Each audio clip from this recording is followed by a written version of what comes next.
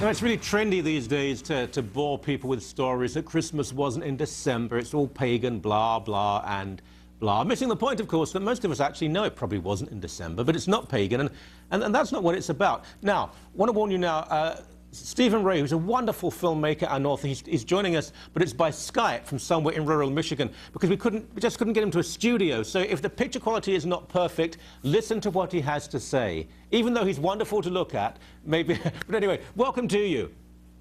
Thank you, Michael. I'm glad to be here on the show. I've just learned about your show recently, and I'm very proud to be a part of it. Well, that's music to my ears, as they say. Now, let's talk first of all about December. I mean, as far as I can see through my reading and so on, the consensus is it probably wasn't in December. But if it wasn't, that doesn't really matter, does it? It really doesn't matter at all. We don't know the date that Jesus was born. They didn't keep track of those things and have the special dates, and it wasn't an issue. It was the fact that he was born. I know that some people have claimed that it couldn't have been in December because the shepherds wouldn't have been out with their sheep in the fields in the wintertime, but that itself is a bunch of malarkey, because I've been to Bethlehem 100 times, and I'll tell you that during December the sheep are out in the fields and they take them into the caves at night, so it could have easily been in December, but we don't know. Yeah. No, exactly. And if anyone hasn't been to Bethlehem, House of Bread, I mean, this is a Middle Eastern town. It's not like we see on the Christmas card. So the idea that in December it will be snowing and too cold just isn't true. But how about this notion that it's really just a pagan winter solstice holiday and those nasty Christians have taken it away from them? Well, you know, there's a lot of that going on in the United States, too. People are wanting to say Happy Winter Solstice instead of saying Merry Christmas. But the word Christmas comes from the word Christ and Mass. It was a Mass, or a celebration of the birth of Christ. And the fact that it may have even been a pagan holiday, because Christians often did that. And let's take, for example, Easter as well.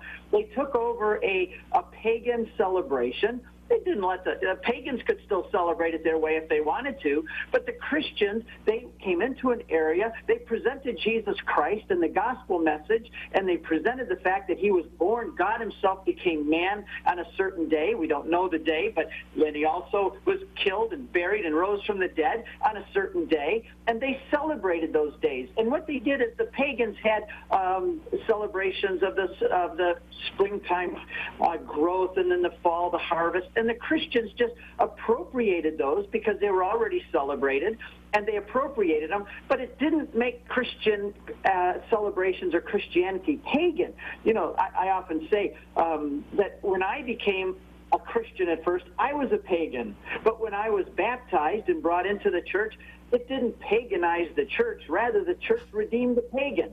And what the Christianity did was, when it took pagan celebrations, it didn't become paganized itself. Rather, when the church embraces something, she redeems it. If you take an example of Jesus, when the lepers came to him, you just didn't touch lepers. They went through the street and said, "Unclean, unclean, you can't touch me." But Jesus, what did he do? He went up and he embraced the lepers. It didn't make him a leper. Rather, he healed them. And when Christianity went into pagan territories and areas, and it took their old holidays and it gave Christian meanings to them, Christianity did not become paganized. Rather, she redeemed those holidays for Jesus.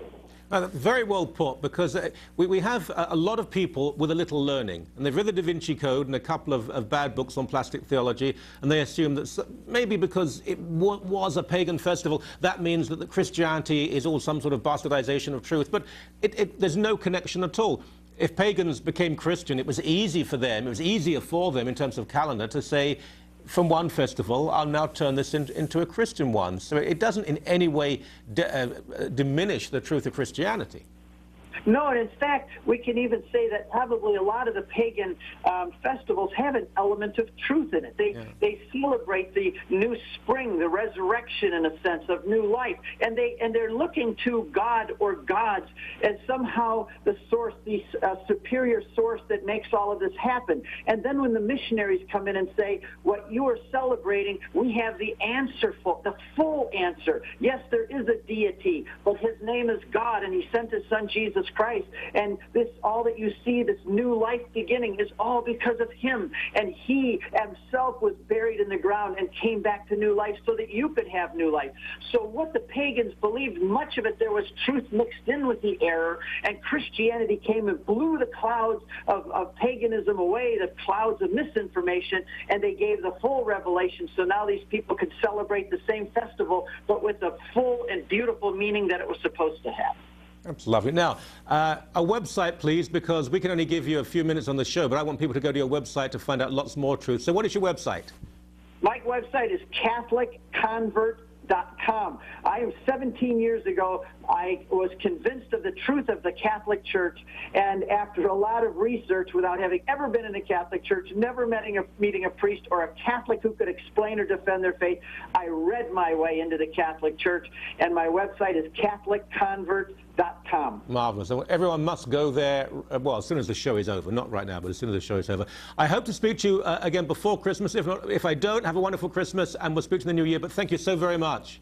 Thank you, Michael. Keep up the good work.